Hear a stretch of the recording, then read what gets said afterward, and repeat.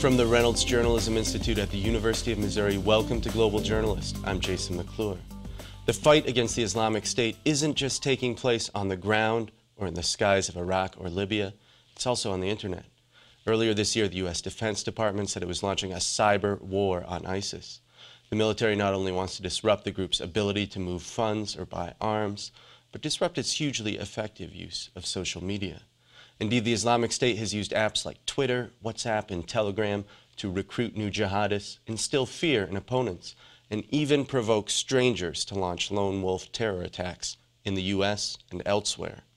But could it also hack our electrical grid or our checking accounts? On this edition of Global Journalist, a look at the ongoing war against ISIS that's being fought on laptops and smartphones.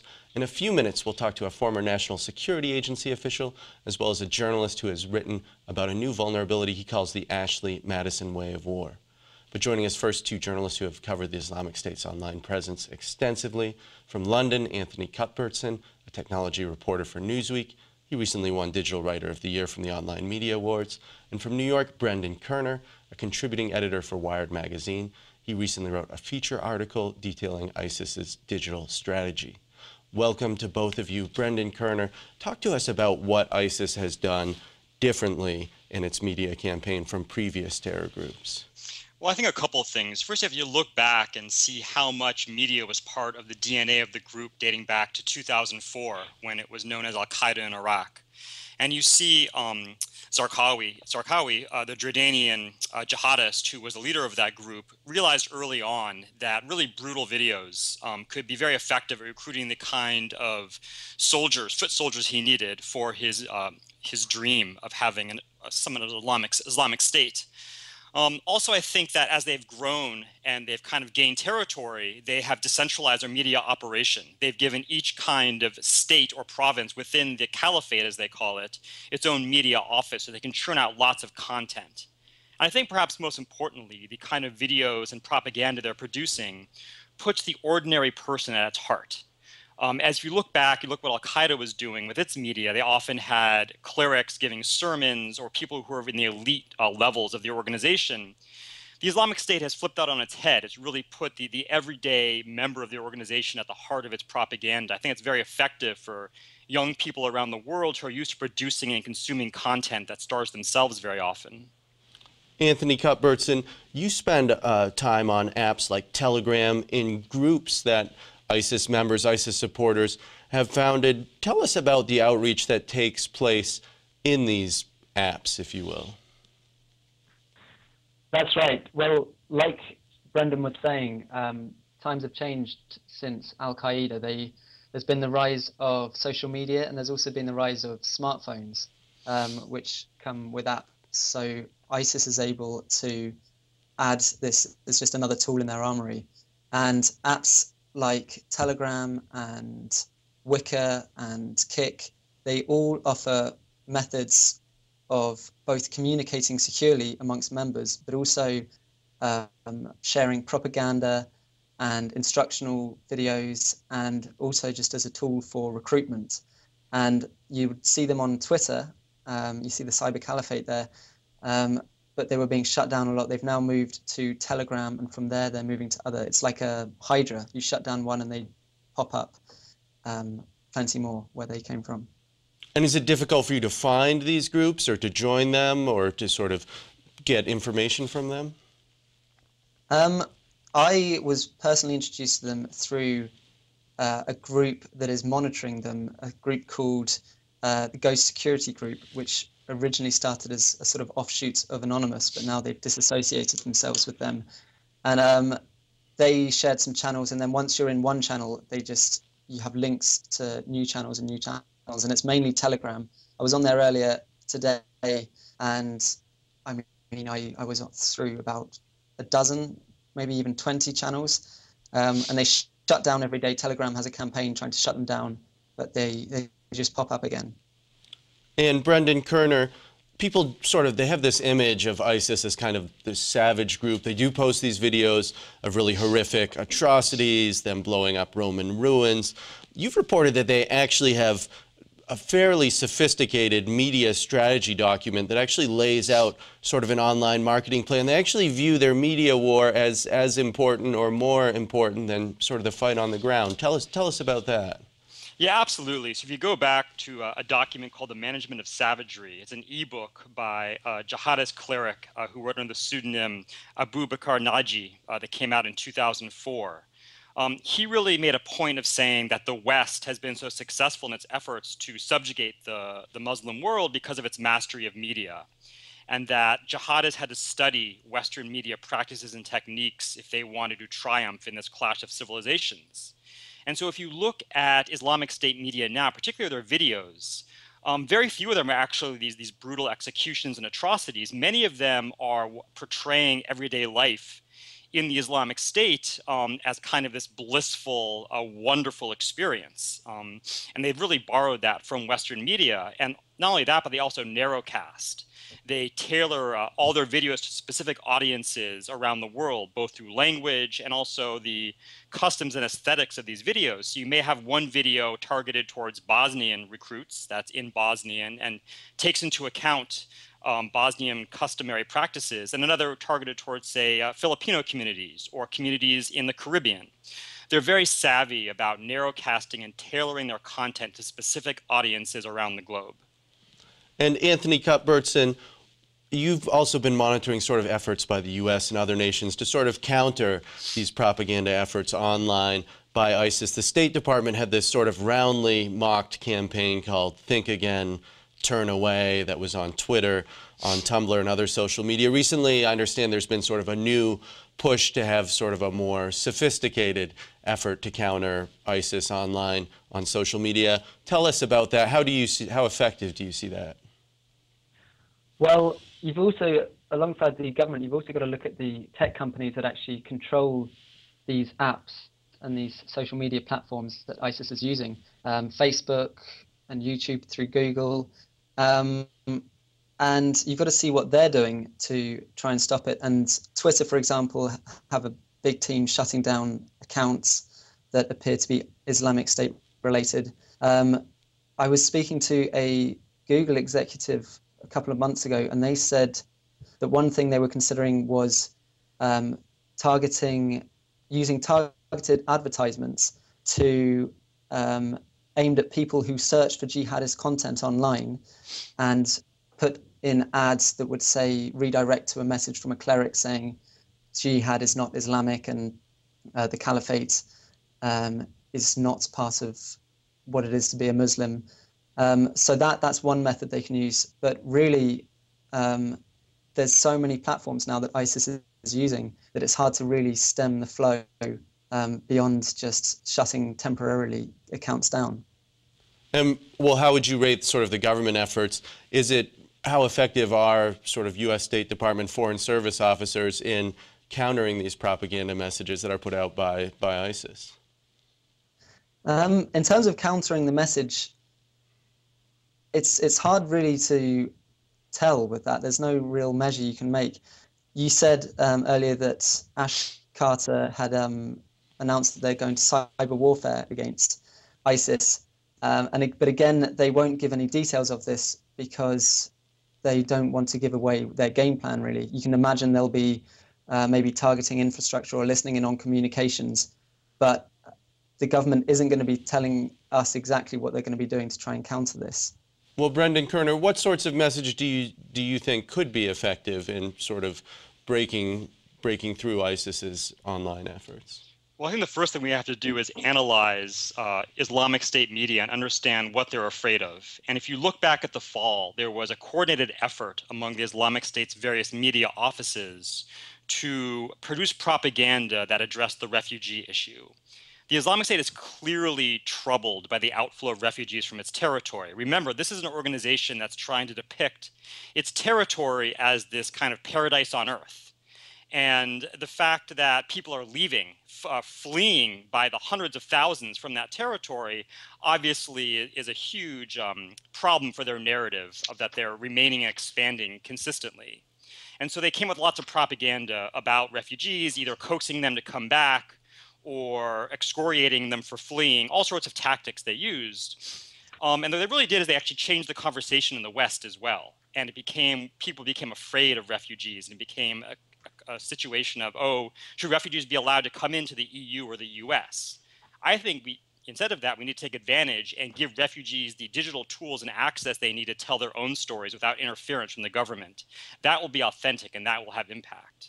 And Brendan Koerner, there is this feature of ISIS's online propaganda that actually seems to be intentional, and that is to sort of spur or inspire these lone wolf terror attacks, which aren't centrally planned by someone in Syria or someone in Libya, but are just sort of developed independently by someone in the United States to go out and launch an attack. Tell us about that.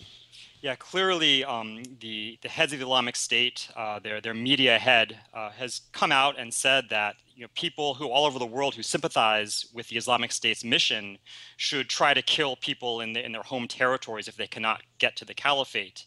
This is a very low investment strategy. Just by putting out words, if someone is unbalanced enough or whatever their personal psychological situation is, wants to lash out, the Islamic State can later claim responsibility and claim that person is kind of a sleeper agent or what have you. So it's a very low investment way for the Islamic State to sow terror in places like the US where they don't really have an on-the-ground operation. And it doesn't seem like there's a lot of ways that these types of attacks can be stopped in advance. They seem very difficult. It's quite difficult, and I think it's not something with a quick fix.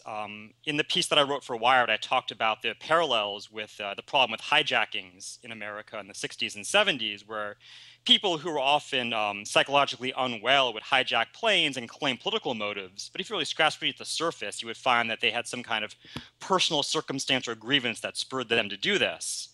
We were able to put a stop to that by instituting security at airports, which didn't exist before 1973. Clearly, because Islamic State attacks can take place in any physical space in the US, whether it's a building or a shopping mall or what have you, it's much more difficult to address with a sole physical security approach. And Anthony Cuthbertson, we've talked some about sort of this propaganda effort on social media. What do we know about sort of cyber attacks, traditional cyber attacks that ISIS has launched on the West? Do they pose a threat to sort of our online infrastructure? Currently, no. There haven't been any major attacks carried out by Islamic State hackers. There's a group called the Caliphate Cyber Army, who also recently brought in a non-ghost, and they have carried out some small-scale attacks. There was one example of a laminate flooring company, their website being defaced, also a solar firm in the UK. They also threatened to take down Google and promised to, but actually only ended up taking down a small SEO company in India, which was a bit of an embarrassment for them. Why did this cyber caliphate army, why did they launch an attack on a laminate flooring company in the UK? Do we know? There's no real rhyme or reason. I think just they target sites that have very, very poor security. And you imagine a laminate flooring company doesn't really prioritize cybersecurity. They're not worried about hacks. But if ISIS can put a message, an Islamic State's propaganda message on there, then that's a victory for them, and they can use it as proof that they have hacking capabilities, even though it's very low level. I mean, there's even, in fact, groups teaching wannabe hackers how to hack, and they're often very low level targets, or even just carry out a DDoS attack, which is where you flood a website and it goes offline. But yeah, there was also the Abu Hussein Brittani was probably their most high profile hacker, but he was killed in an airstrike last year. And since then, the experts I've spoken to about this have said that this has dramatically reduced their cyber capabilities, and currently they don't pose so much of a threat, but this could obviously very easily change if they manage to recruit some tech-savvy people. Anthony Cuthbertson, Brendan Koerner, thanks so much for joining us. A reminder that this is Global Journalist. I'm Jason McClure. Today I look at how ISIS is utilizing the internet to spread its message and recruit, and how the US and other countries are trying to fight those efforts. I'll remind you that if you're interested in more Global Journalist content, visit us online at globaljournalist.org.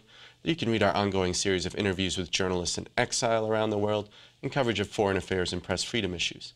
We're also on social media. You can like us on Facebook, or follow us on Twitter @GlobalJourn. Let's bring in two experts on cyber terrorism now. From Washington, D.C., Cedric Leighton. He's a military analyst for CNN. Before that, he was a colonel in the U.S. Air Force and deputy director for training of the National Security Agency. Also from D.C., Grayson Clary. He's a research associate with the Digital Futures Project at the Wilson Center. His article, The Ashley Madison Way of War, appeared in the Wilson Quarterly this year. Gentlemen, welcome to Global Journalist. Cedric Leighton, can you give us just your assessment as to how effective the U.S.'s cyber warfare efforts have been against ISIS? Sure, Jason. Well, I think they're basically in the ramp-up stage. So what that means is that these efforts are nascent efforts. It's very difficult, I think, for the U.S. to get its allies to get their heads around the idea that ISIS actually has a cyber capability. And as you mentioned in the previous portion of the show, there are so many things that are going on in terms of recruiting people online and doing things like that, that's the first part of ISIS's cyber capability. But the second part is one in which they are actively beginning to try to go in and actually conduct what we call computer network attack. In other words, the actual defacing of websites, the actual striking of websites and an IT infrastructure of a targeted entity.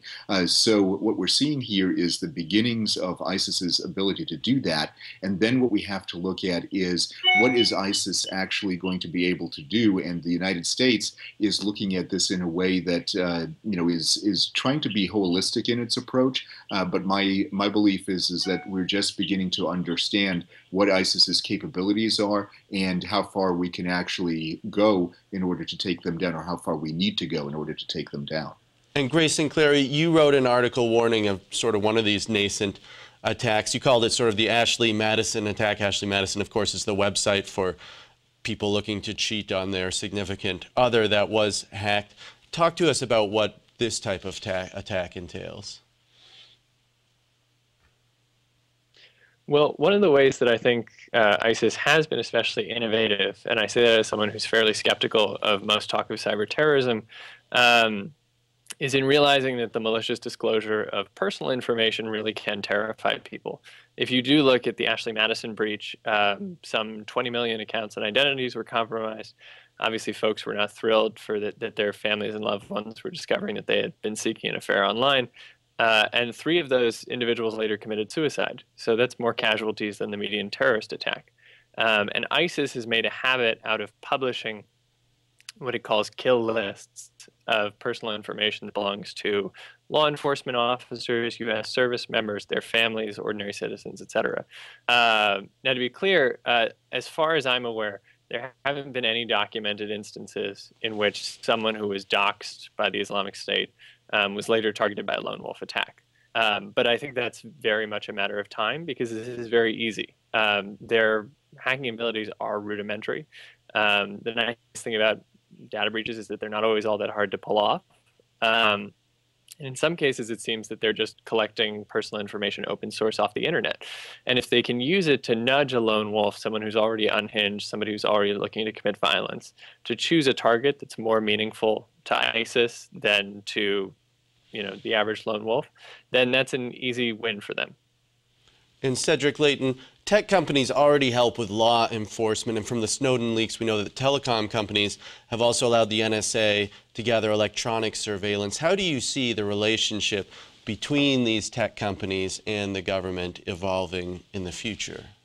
Well, that's a very interesting question, Jason. And of course, there are 2 sides to that. On the one hand, you have the issues that come up with the San Bernardino attacks, where Apple and the FBI went at it in court about the famous iPhone and whether or not they can actually go into an iPhone to find data that is specific to that particular device.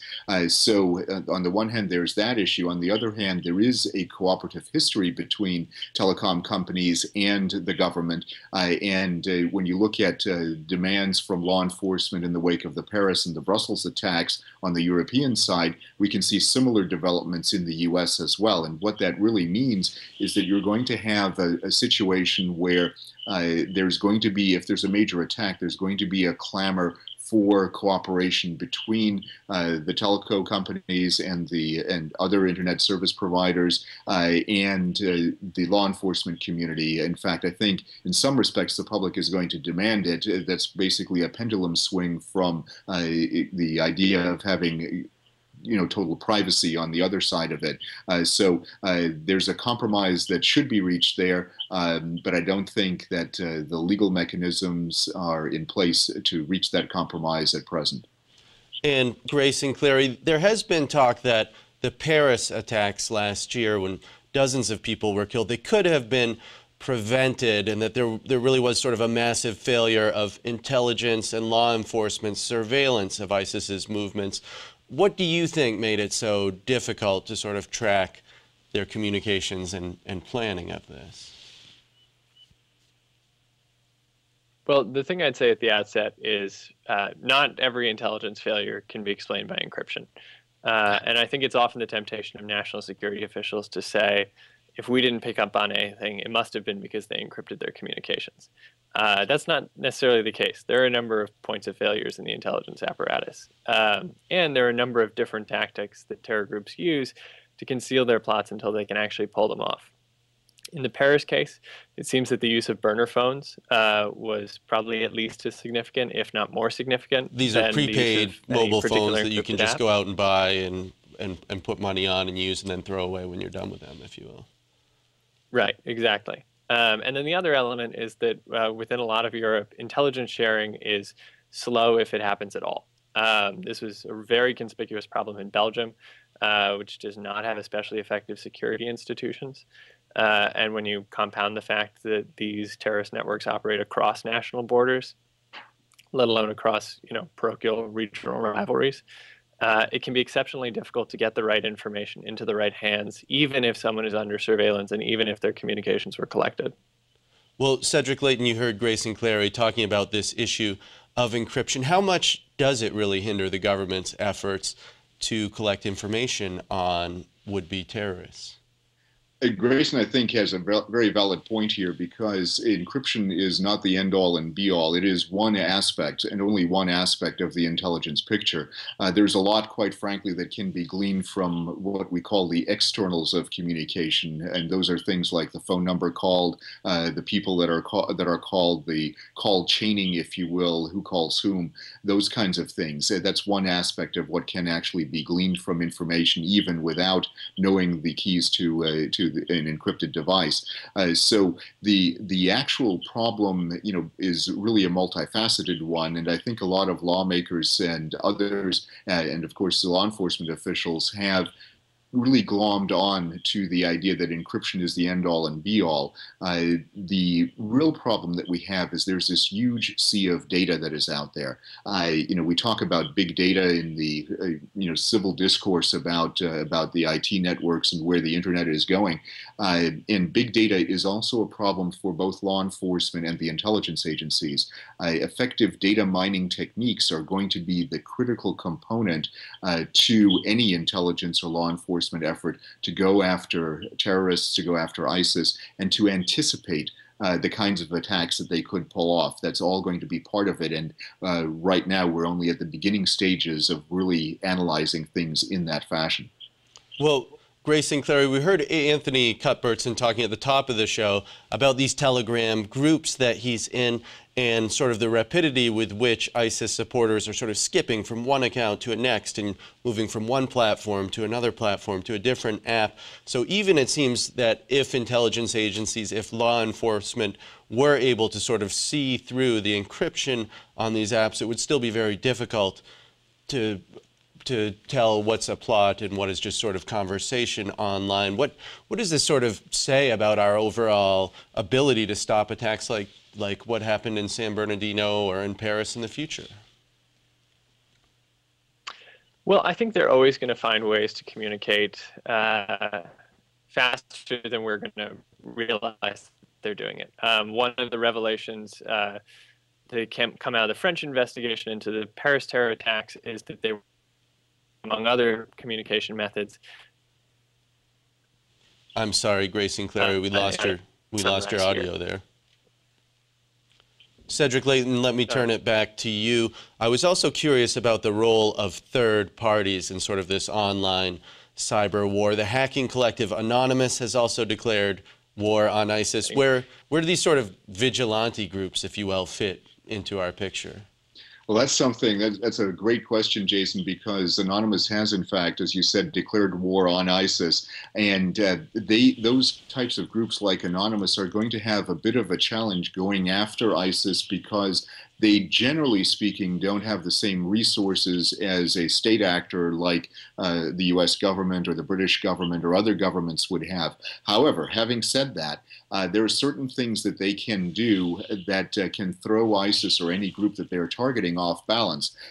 So one of the difficulties that the U.S. is going to have with groups like Anonymous is coordinating attacks with them. And I don't think there's any movement that I've detected on the part of U.S. officials or any other allied officials to coordinate attacks against ISIS with Anonymous. And that may be a lost opportunity, frankly, but I don't see Anonymous allying itself with the U.S. government or with any other government to accomplish a task like that. And Grayson Clary, I'm sorry we lost you just a moment ago. Thanks for sticking with us. I mean, is it the case that given sort of the rapidity with which ISIS can move about and communicate online, that we may just have to tolerate some low level of terror attacks in the future? Or is there a way that we can sort of surveil our way out of this problem? I think terrorism is always going to be with us. They're always going to find new ways to communicate. There was a brief panic that they had moved to using PlayStation to communicate in Belgium. I've seen the outlandish example that if they really wanted to, they could go into some first-person shooter game, multiplayer online, and actually shoot messages into a wall if they really wanted to communicate securely. There's always going to be an option for them. And there's always going to be unhinged people who want to do violence. And that's why I think we have to resist the temptation to, as you said, surveil our way out of this problem, because it's just not realistic. If you look at the San Bernardino shooting, that plot was plotted within the bounds of a marriage. I'm not sure I can think of a surveillance regime that would have penetrated that cell, and I'm not sure the American public would want to. And Cedric Leighton, our time does grow short with just about 30 seconds left. I want to ask you about something that Anthony Cuthbertson brought up earlier in the show, and that is the fact that ISIS's technical capacities for launching cyber attacks have been quite small, but they have the potential to grow, particularly if the group stays well funded. What do you see going forward? I think one of the big things, Jason, that they're going to be looking for is to affect the critical infrastructure. They've, for example, gone after the Ministry of Defense in the UK, tried to do that. I don't think the attack has been effective at all, but they're probing. They're going after different things, sometimes big name targets. Sometimes they make mistakes, like in the Google case where they hacked the wrong company. So that is what we're going to see. We're going to see perhaps more attempts to do something like that, but I don't think they will be able to muster the strength in the near term to be able to bring down, say, a major utility or a critical infrastructure piece. That's going to do it for this edition of Global Journalist, a production of the Reynolds Journalism Institute at the University of Missouri. Many thanks to Anthony Cuthbertson, Brendan Koerner, Cedric Leighton, and Grayson Clary for joining us. For all of us here at Global Journalist, I'm Jason McClure. Thanks for joining us. We'll see you next week.